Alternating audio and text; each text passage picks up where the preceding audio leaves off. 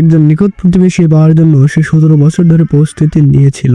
সে সারা রাত ধরে তার ছবিতে চুমু খেতে থাকলো, কল্পনা করতে থাকলো যে অবশেষে সে তার হবে। তার কাছাকাছি আসার জন্য সে পাড়াতে একটি বাড়ি কিনলো। যখন সে জানতে পারলো যে একজন নতুন প্রতিবেশী এসেছে, সে তাকে অনেক উৎসাহের সাথে স্বাগত জানালো। তার স্ত্রী তার সাথে খুব ভালো ব্যবহার করলো। সে রাতে সে তাকে রাতের খাবারের জন্য আমন্ত্রণ জানালো। সে একটি আকর্ষণীয় পোশাক পরেছিল। সে আশা করেছিল যে তার মনোযোগ তাকে আকর্ষণ করবে, কিন্তু সে একবারও তার দিকে তাকালো না। আসলে সে তার স্ত্রীর প্রতি তার অনুরাগ প্রকাশ করতে থাকলো। পরের দিন সে শুনলো যে তার স্ত্রী কিছু গ্রাহকের জন্য উপহার তৈরি করছে, তাই সে সাহায্যের হাত বাড়িয়ে দিল এবং কিছু পেস্ট্রি তৈরি করলো। গ্রাহকরা সেগুলো চেখে দেখার সাথে সাথে সে হঠাৎ পড়ে গেল এবং তাদের হাসপাতালে নিয়ে যেতে হলো। তার স্ত্রীকে সাথে সাথে চাকরি থেকে বরখাস্ত করা হলো। রেগে গিয়ে সে তার সাথে দেখা করতে এলো এবং জিজ্ঞেস করলো যে সে খাবারে কি মিশিয়েছিল। সে সম্পূর্ণ নির্দোষের মতো উত্তর দিল এবং তাকে মনে করিয়ে দিল যে তার স্ত্রী তাকে কোনো অ্যালার্জির কথা কখনো বলেনি। আমার পরিবর্তে তার স্ত্রী নিজেকে দৌড় দিতে শুরু করলো এবং বারবার ক্ষমা চাইতে লাগলো। সে এতটাই ভয় পেয়ে গিয়েছিল যে তার স্বামীকে এটুকু বলতে পারলো না যে সে তার চাকরি হারিয়েছে। যখন সে ভেঙে পড়লো, সে গভীরভাবে তৃপ্ত হলো, কিন্তু এটা যথেষ্ট ছিল না। তাই সে তার এক বন্ধুকে তার স্ত্রীকে ফোন করতে বলল, একজন আর্থিক উপদেষ্টা হিসেবে একটি বিনিয়োগের সুযোগের জন্য। প্রথমে তার স্ত্রী আগ্রহী ছিল না, কিন্তু যখন সে জানতে পারলো যে তার দ্বিগুণ হতে পারে, সে সাথে সাথে রাজি হয়ে গেল। সে তাকে ব্যক্তিগতভাবে দেখা করতে বলল। সে ইচ্ছাকৃতভাবে সেই ক্যাফেটি বেছে নিল